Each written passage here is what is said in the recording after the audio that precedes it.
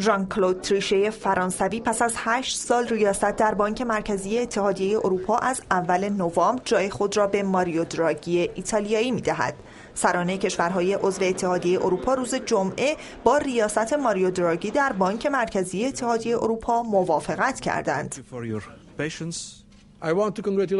من می‌خواهم که به ماریو دراگی تبریک بگویم که کارش را از اول ماه نوامبر سال جاری به عنوان رئیس بانک مرکزی اتحادیه اروپا آغاز می‌کند.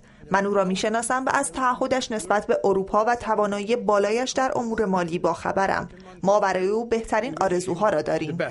ماریو دراگی 63 ساله اولین ایتالیایی است که بر کرسی ریاست بانک مرکزی اتحادیه اروپا تکه میزند. وی از سال 2006 میلادی تا کنون در پست ریاست بانک مرکزی ایتالیا ایفاء نقش کرده است. از آنجایی که یکی از شروط فرانسه برای حمایت از ریاست ماریو دراگی جایگزینی فردی فرانسوی به جای بینی اسماگی عضو ایتالیایی هیئت مدیره بانک مرکزی اروپا بود، وی پذیرفت که تا ماه نوامبر از سمت خود استعفا کند.